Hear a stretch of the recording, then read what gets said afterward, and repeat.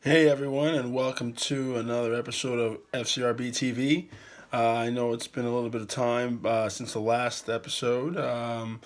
Our club just came back from Baltimore Mania in Baltimore, Maryland, and we took our U15s and our U13 boys down there to start to prepare for the outdoor season and start to get some ideas of how we want to attack our goals for the outdoor season, i.e., State Cup, hopefully regionals, and our league play and other showcase events that we'll be going to. So we went out there this weekend, so it was quite busy. Um, but a lot took place between last Thursday, where Arsenal were able to dispose of Milan and get to the Europa League draw, as well as the Champions League draw, which we all know what they are now. And I'm just going to touch base on some of the key fixtures and in both the Champions League, the Europa League, and the FA Cup. The quarterfinals were played. Mourinho had a meltdown. Might touch on that. Not really sure if I'll do that or not at this moment in time. And yeah, just try to get caught up to speed. And we have the international break right now, so there are no club matches. But first of all, Arsenal drew CSK Moscow in the quarterfinals of the Europa League, which I think is a great draw for us. I was willing to take on someone like Marseille, but we're fortunate enough not to get them. And not saying that CSKA is going to be a walk in the park. It's definitely going to be tough. But, I think that, if we get our stuff together, we should be able to handle our own against them and get to the semifinals of the Europa League. And also, what was I going to say? Lacazette is back to training, so hopefully he will be able to feature sometime soon. Um, but yeah, as I said, very happy to have CSK Moscow as the quarterfinal matchup. I think that this could really be an opportunity for Arsenal. And the way I look at it is not even necessarily getting in the Champions League, because I still think that we're far off the mark in terms of having the right personnel to do well in that. And when I say do well in that, not get knocked out after the group stage. So it's about winning a trophy, and it'd be really nice if we could, you know, continue on and use our pace and our technical ability to stifle CSKA and move on to the semifinals. So for all Arsenal fans, I think we're all happy about that draw. We didn't get Atletico Madrid. We did not get Red Bull Leipzig. Don't want to deal with those. Those guys just beat Bayern Munich in the Bundesliga over the weekend. So yeah, they're good, man. Timo Werner, one of my personal favorites, Emil Forsberg. I would love for Emil Forsberg to come to Arsenal, but that can't happen because Mesut Ozil just re-signed not too long ago, and we're all happy about that, and I'm happy about that as well. But when he was flirting with not re-signing, Emil Forsberg was a guy that I would love to have taken over the playmaking role for us at Arsenal. So Red Bull Leipzig is someone we did not get. Hopefully we'll take them on the semifinals, but let me not get ahead of myself. We uh, we got CSK, and that's good. So wonderful. Going over to the Champions League, I'm quite disappointed because I kind of gave my guess of what I would have liked to have seen in the last video, and the UEFA draw did not take kindly to what I requested, and of course they pit Liverpool versus Man City against each other, which sucks for English supporters. Didn't want to see them meet each other at least until the semifinals, and then you've got Juventus Real Madrid. That sucks because we just saw it in the final, and I really do hope that Juventus win this one. Not because I'm friends with Drew, but because I like Juve, the way they go about it. And Real Madrid, tired of them. Let them catch an L, get out. I was hoping that PSG would have done it a little round before, but they bottled it. They weren't organized properly, and they dropped the ball. So Real Madrid, Juventus. Then you've got Roma versus Barca. Barca's going to slaughter them. I would have liked to have seen, as I said in the other video, I would have liked to see Manchester City versus Roma, but we didn't get that. And then you've got Bayern Munich and Sevilla. I think Sevilla can give him a go. Give him a go. Try to put him under pressure with a little bit of Ben Yedda and a little bit of my boy Ever Banega. Ever Banega is the man. I love Ever Banega, man. He's baller, son. He's cool as ice. I would love to play with someone like Ever Banega. I did. Jose Pepe Cancela. If you guys know any MLS history, any Costa Rican football, because he played in Saprissa as well. Is a Uruguayan fella, nice little playmaker, and he's a bit similar to Ever Banega, just cool as ice, man. Oh man, I love playing with him, and Ever Banega is the same way. So I love watching Sevilla play because they've got Banega, they've got Nzonzi, they got Ben Yedda, they've got a couple other cats too that are ballers too. So they're nice. So I think they can give them a go, but I don't know if they'll end up beating them. I think Bayern will get it over two legs. Is that it? Is that the last of the draws? I'm trying to think. Yeah, that's it. That's it right there. That's it. So those are the fixtures. Kind of disappointed. So I think Bayern will go through, Barca will go through, Juventus will go through, and Manchester City will go through. I would love to see a final of Manchester City versus Barcelona. That would be so awesome. But yeah, so what was I gonna say? So that's my wrap up of the Europa League draws, the FA Cup, Europa League draw, and the Champions League draw. The FA Cup semifinal now is Man United versus Tottenham and Chelsea versus Southampton. I would like to see, it doesn't matter. Whoever gets to the final, I'm going to watch it. And I'll obviously watch these semifinals, which we played at Wembley. And some people have been saying that, Man United, Tottenham should be played at the Emirates, so it's a neutral site, so Tottenham's not at home, yada, yada, yada. I'm not really worried about it. It does kind of make sense that it should be moved, but I heard that they need to pay off Wembley, so they've got to hold the game there to make money. So can't do it. So yeah, and then Mourinho had a meltdown because my man Miles losing it, man. I don't even know what his problem is. Getting mad at the press because they're picking at him because they lost. They got knocked out by Sevilla. He went in on Luke Shaw. I mean, Miles crazy, man. Listen, I don't even know why people like. I was gonna share a story that I maybe I'll share later, but I'll tell you what I did. Mao is crazy. Okay, you know how crazy he is. So listen, my buddy Tony was at the airport. I forgot what airport he was in, but New York Red Bull were at the airport, right? And I'm giving you some information here that maybe I shouldn't, but too late. So my man was like, "Yo, Peric, man, Red Bull's right here." I was like, "Oh, word? Let me talk to old boy." So I started. I told them who I wanted to talk to, and somebody in the Red Bull roster at the time had played for Mourinho at some point in time. So he took the phone from my boy Tony, and I started talking to him on the phone. I was like, "Hey man, so tell me, what's it like playing with Mourinho, man? What's it like playing for him?" And I'm asking him all the questions to just let him go and say like, "Yo, he's crazy. It sucks. He don't let us play. He scares the shit out of us. All that stuff."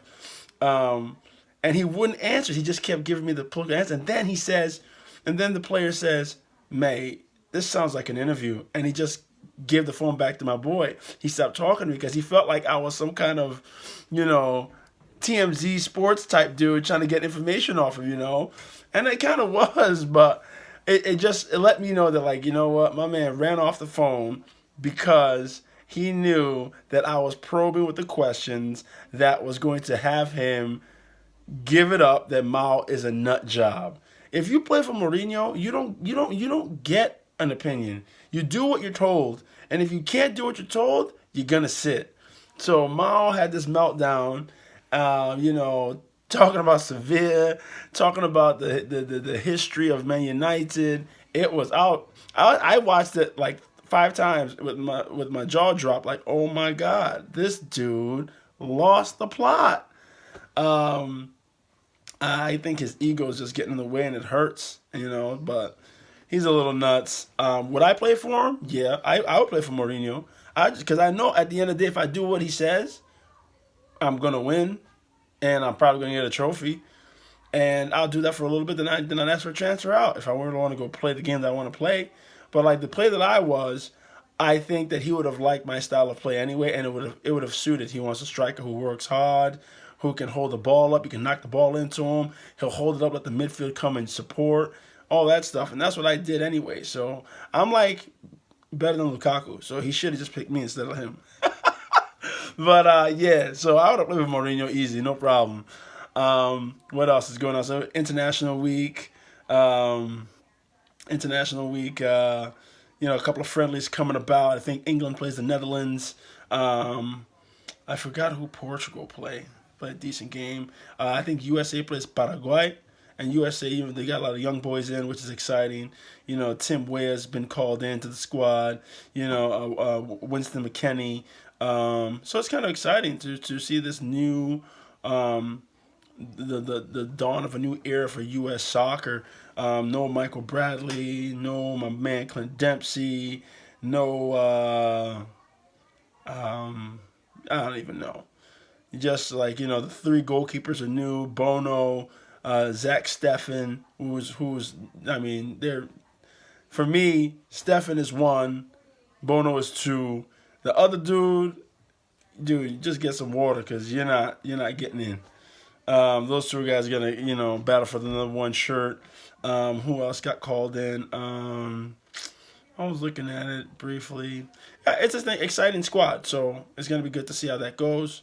But yeah, love international football as well, and it's nice we get a little break from the club game because it gets really intense, and at times people love club more than they do international football, and they get all upset when there's an international break. But for me, I'm not upset.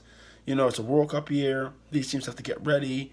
I never mind the international break. I think it's good stuff.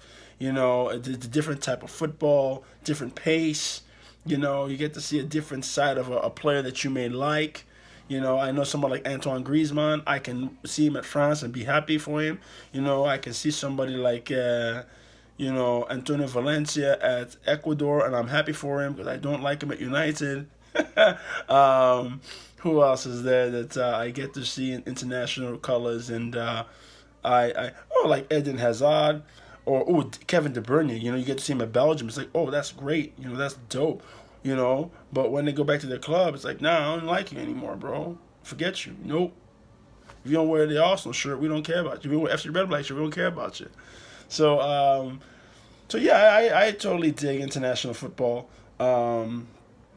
But yeah, so speaking of international football, I read an article today, a little survey, and they asked what was your favorite World Cup moment or favorite World Cup period.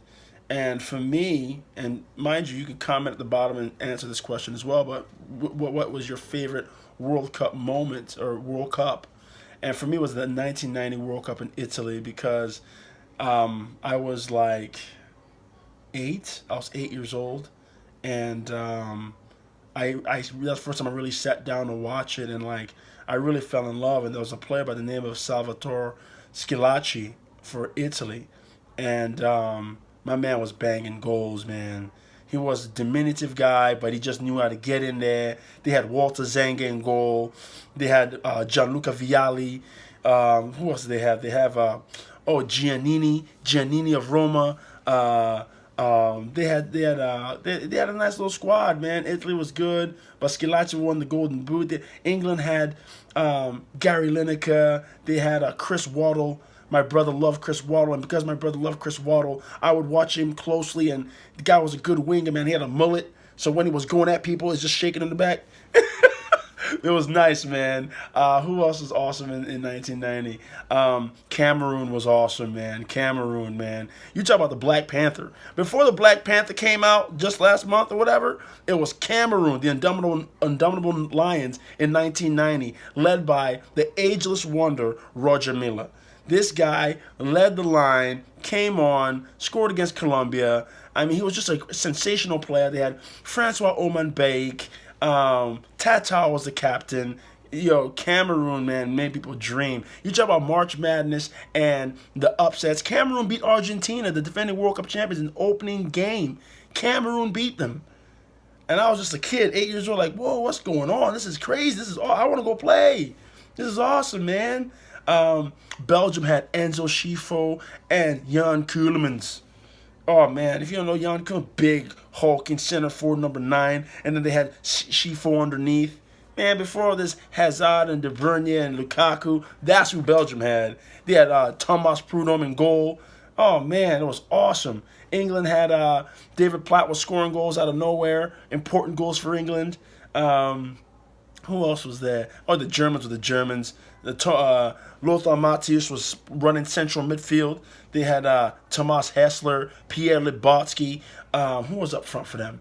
They had Rudi Völler and Jurgen Klinsmann, who the U.S. national team fired. Jurgen Klinsmann, that dude should have never been fired. He should have stayed as long as Jim Boeheim has been at basketball at Syracuse. That's how long Klinsmann should have stayed at U.S. national team. Klinsmann was up front, and in that tournament, the group stage, the Netherlands played. No, it wasn't the group stage. It was the second round.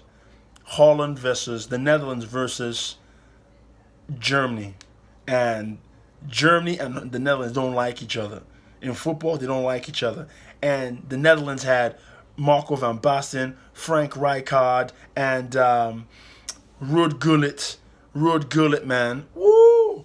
Van Drutlen was in goal, and that game was a tight game, man. Tight game. And Ronald Koeman was in the back for the Netherlands, and there was a little skirmish between Rudy Völler and Frank Rijkaard.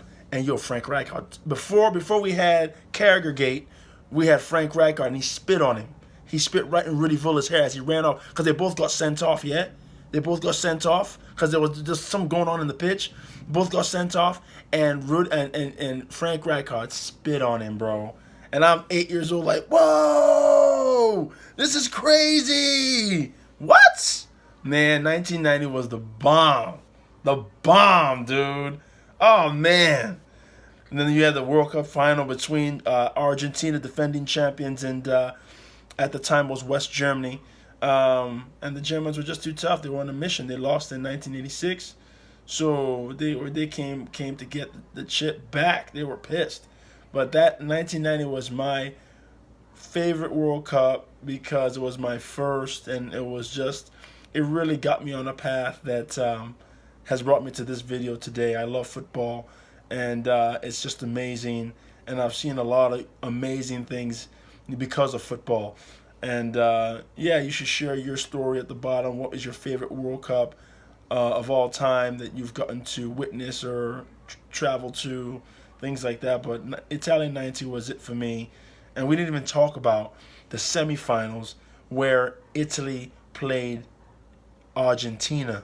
Oh, I'm going to tell you that story before.